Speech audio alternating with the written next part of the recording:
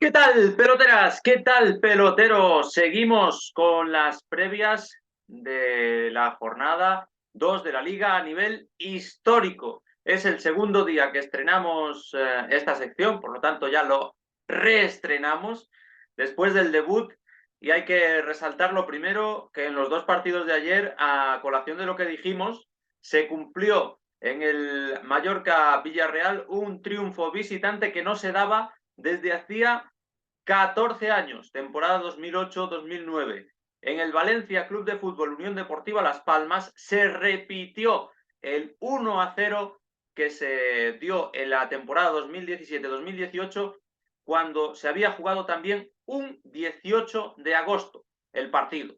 Ahí quedan los dos apuntes de los partidos de ayer para que veáis que le damos seguimiento y que nos fijamos en el transcurso de los partidos, en lo que acabamos de decir, para ver si va saliendo o no va saliendo. Así que es otro estímulo que os ofrezco, el saber si de todo lo que voy a decir a continuación se va a cumplir algo, todo o nada. Seguro que ni nada ni todo, pero algo seguro que sí. Entonces, hoy tenemos tres partidazos que, si los miramos en clave histórica y buscamos, claro, para esto hay que seleccionar, pero si buscamos grandes partidos, grandes momentos que se hayan desarrollado en esos encuentros, tenemos espectáculo del bueno y más motivación si cabe para seguirlos con todo el interés del mundo.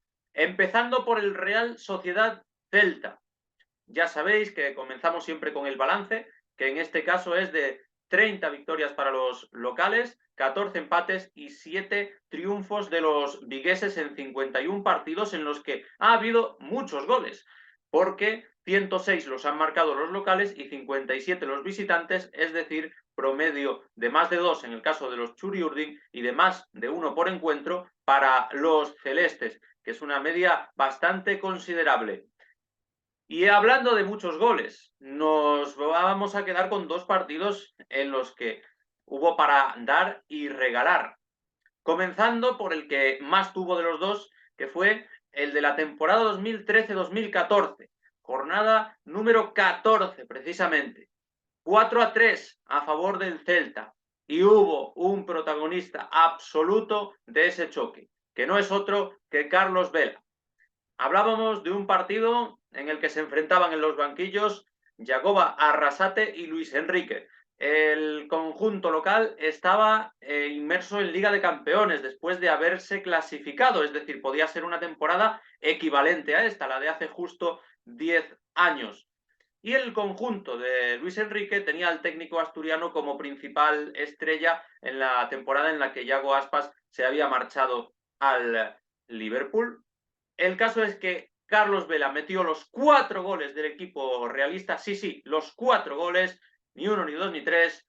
Póker para el mexicano, que si le hubiera gustado el fútbol tanto como a nosotros nos gustaba Carlos Vela, posiblemente estaríamos hablando de una estrella mundial que todavía estaría luciendo en los grandes equipos de Europa. Eligió otro camino, pero le dio para protagonizar grandes tardes de fútbol como las de aquel sábado como hoy, en la que el Celta se ponía 1-3 con doblete de Rafinha, con tanto de Alex López, pero la magia del mexicano, que provocaba incluso una expulsión de Fontás, que en el minuto 3 ya le anulaban un gol con fuera de juego muy dudoso, aunque eso sí, luego algunos de los que marcaba sí que estaba en posición adelantada, pero por aquel entonces no había VAR. Bueno, el caso es que Carlos Vela la rompió en aquel partido y protagonizó el mejor encuentro del sábado, de la jornada, y uno de los mejores seguro de aquella temporada. En una Real Sociedad que estuvo formada en la alineación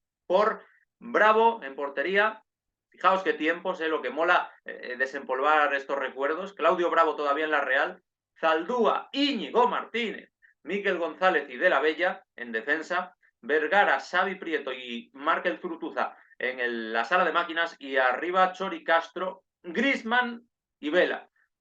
¿Cómo acababa aquel equipo de la Real, en el que luego salió Rubén Pardo, Aguirreche y Javi Ross?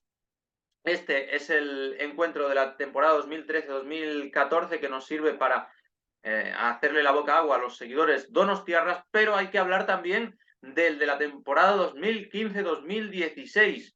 Jornada 10. Esto era un David Moyes contra el Toto Berizzo, el Toto de la gente, y acabó 2-3 con doblete de Aguirreche para la Real, que se ponía dos veces por delante, 1-0 y 2-1, pero remontaba el Celta de Vigo ya con Yago Aspas de vuelta desde la temporada anterior, con doblete de Yago Aspas, del príncipe de las bateas, y el gol definitivo en el minuto 89, obra de Pablo el Tucu Hernández, en un Celta de Vigo que alineó aquel día a Sergio Álvarez bajo palos, Hugo Mayo, Sergi Gómez, Fontás y Johnny en defensa.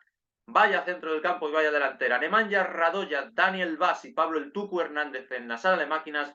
En tres cuartos, Orellana y Nolito para coronar la alineación con Yago el inmortal Aspas. Entraron, por cierto, al final Guidetti, muy al final. Vaya mitazo Guidetti, Planas y Madinda. Y en la Real, que me gusta, porque creo que son destacables los que salieron, Bruma y Jonatas, que prometía mucho en el Elche y que nunca se llegó a consolidar en la Real, pero no salió Canales, estuvo chupando banquillo todo el partido. Y aquel Celta de Vigo era un equipo que a mí me encantaba, que había empezado la liga de manera sensacional, solo había perdido un encuentro hasta aquel momento, había empatado varios, pero solo había caído contra el Madrid, llegó a coquetear con el primer puesto de la liga. Luego es verdad que se fue diluyendo un poquito, pero el equipo del Toto Berizzo, que prometía fútbol ofensivo, garantizaba espectáculo y que llegó a las puertas de una final de Europa League la temporada siguiente. Ahí es donde se empezó a gestar todo, aunque en realidad ya la temporada anterior con el Toto Berizzo habían hecho auténticos partidazos.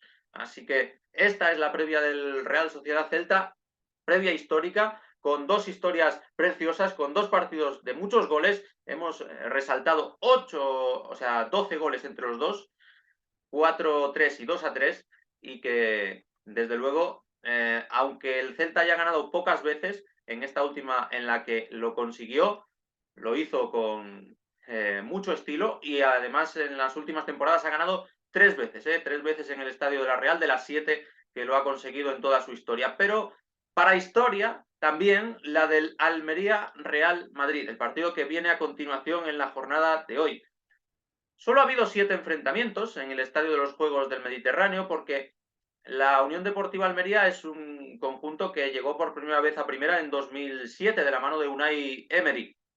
Y es que antaño en Almería estaba la Agrupación Deportiva Almería, pero era otro equipo que también representaba a los almerienses, pero no era el mismo que este. 7 encuentros, con un balance de una victoria local, 2 empates y 4 victorias visitantes, con 7 goles para el Almería, 15 para el Madrid. Pero ojo que de las 4 primeras visitas al feudo almeriense por parte de los blancos, solo ganaron en una. Pero claro, hay que comenzar por aquella en la que perdieron, que fue precisamente la inaugural, la de la temporada 2007-2008, jornada 22, 2-0, goles de Juanito al cuarto de hora y de Negredo al poco de comenzar la segunda parte, transformando un penalti cometido sobre él mismo en una alineación. Esto era un Unai Emery contra Ben Schuster del Almería, formada por Diego Alves, Bruno Saltor, Pulido, Carlos García y Mané, Felipe Melo, Juanma Ortiz y Coronita, Juanito, Cruzat y Negredo. Entraron en la segunda parte José Ortiz, Caluche y Fernando Soriano. Enfrente estaban, pues nada más y nada menos que el Madrid de los holandeses, como se les solía conocer. El Barça tuvo su época más famosa, pero el Madrid también, ¿eh?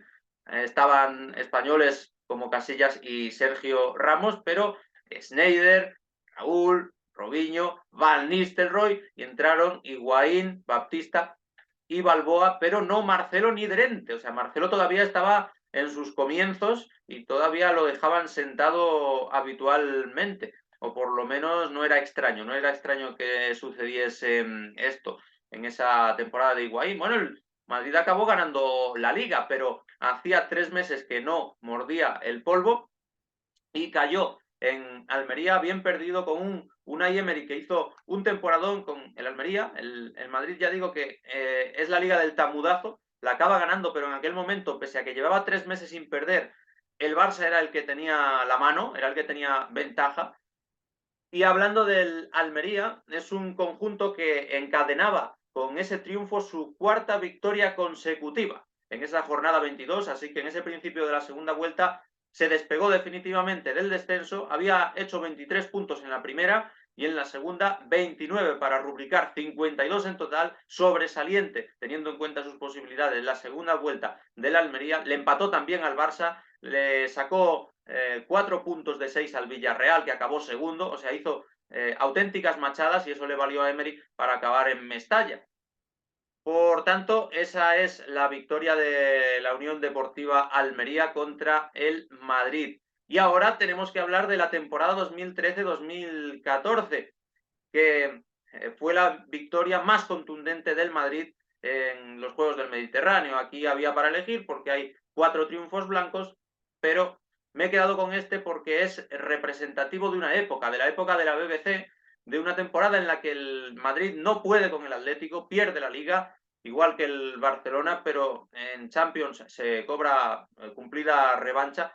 Y lo cierto es que en la Liga, pues es un equipo que tiende a tener lagunas porque no es lo suyo la regularidad, pero que cuando está en modo martillo pilón es imparable, y más lo era en aquel momento con la BBC. Fijaos, jornada 14, curiosamente la misma que el Real Sociedad Celta, y se jugó creo el mismo día. O sea, ya tiene que ser casualidad que me llamen la atención 2 encuentros que se jueguen en la misma jornada y en la misma fecha, con la de partidos a nivel histórico que hay, pero es así, ha coincidido de esta manera. El caso es que queda 0-5 con goles de Cristiano, Benzema, Bale, Isco y Morata. Y es una temporada curiosa, con muchas historias, por eso viene a colación tan a menudo. A mí por lo menos me trae buenos recuerdos esa temporada. Diego López estaba en portería porque Casillas era cuando jugaba la Champions y ya había muchísima división de opiniones en el madridismo, pero en Liga jugaba Diego López, Carvajal, Pepe Ramos y Arbeloa en defensa, Xabi Alonso y Yarramendi e Isco en la medular, Bale, Cristiano y Benzema en la punta de ataque. Entraron José, Morata, que marcó, Jaos Morata ahora en el eterno rival, y Casemiro, que a veces era suplente, o sea, la mayoría de veces en esa primera temporada era suplente. Recuerdo aquel partido de Dortmund en el que sale a socorrer y apagar el fuego cuando el equipo de Jürgen Klopp quería remontar la eliminatoria, el 3-0 del Bernabéu, pero lo normal es que no fuera de la partida. De hecho, al año siguiente fue cuando lo cedieron al Oporto de Lopetegui. O sea que partido curioso también este 0-5 y que te da la idea del poder detonador que tenía el Madrid, porque iba 0-1 al descanso, este Francisco contra Ancelotti, pero en la segunda parte, en apenas 20 minutos, metieron 4 goles y dejaron a la Almería con un palmo de narices porque no había hecho tan mal trabajo, pero de repente se le vino el castillo de naipes abajo, un Almería en el que jugaban, por ejemplo, Suso o Aleix Vidal, Suso el actual futbolista del Sevilla. O sea, fijaos las curiosidades que encontramos yendo atrás en el tiempo, que no son menos, igual que nos vamos todavía más atrás, en el Osasuna Athletic Club de Bilbao, cuyo balance en campo de los rojillos, para mi sorpresa relativa, es de 13 victorias locales, 11 empates y 18 triunfos del Athletic Club, que no suele hacerlo tan bien como visitante, pero que en el campo de Osasuna será por la cercanía y por el desplazamiento masivo de aficionados, será porque se acopla perfectamente al juego tradicional de los rojillos, pero tiene un balance también en goles bastante impresionante, 49 a favor de Osasuna, 67 a favor del Athletic, tomando solo los partidos del Reino de Navarra, del antiguo El Sadar. O sea que bastante impresionado por esto, aunque el Atlético obviamente sea un equipo con muchísima tradición y que tradicionalmente ha sido más que Osasuna, pero sí, me ha llamado la atención. El caso es que, como siempre, cojo una victoria local, que en este caso he elegido la de la temporada 2005-2006, jornada 11, y la he elegido por muchas cosas. Queda 3-2 ese partido. Es un Javier Aguirre contra José Luis Mendilibar en los banquillos, o lo que es lo mismo, hoy sería un Mallorca-Sevilla. Y ese 3-2 lo protagonizan Raúl García que marca su primer gol en primera división y que ahora está en el bando contrario, Milosevic, y Pierre Huevó en el 92 para romper los goles de Gurpegui y de Iraola para el Athletic de Mendilibar, que vive su penúltimo partido de liga. Pero lo importante aquí es, de liga con el Athletic, obviamente, pero lo importante aquí es que Osasuna está empezando a construir en aquel encuentro una primera vuelta sensacional de matrícula de honor con 39 puntos, que le da pie a acabar la liga en cuarta posición con 68 para meterse en previa de Liga de Campeones, que entonces había previa de Liga de Campeones. Y este partido lo juegan entre semana y lo comienzan Ricardo en portería, Javi Flaño, Josécho, Carlos Cuellar y Clavero en defensa, David López, Pachi Puñal, el sempiterno Pachi Puñal en el medio, Del Porte, Raúl García y Romeo, con Milosevic en la punta de ataque. Entrando en la segunda parte, Baldo, Pierre Huevó, que marcaría ese gol decisivo, y Cruchaga, César Cruchaga, otro auténtico crack de los de siempre, con solera a fútbol añejo en el Club Atlético Osasuna. Este es el de la 2005-2006 en el que la suerte sonrió, vamos, la suerte, el acierto, el fútbol y el juego a Club Atlético Osasuna, y me voy ahora todavía más atrás, 2 temporadas antes, 2003-2004.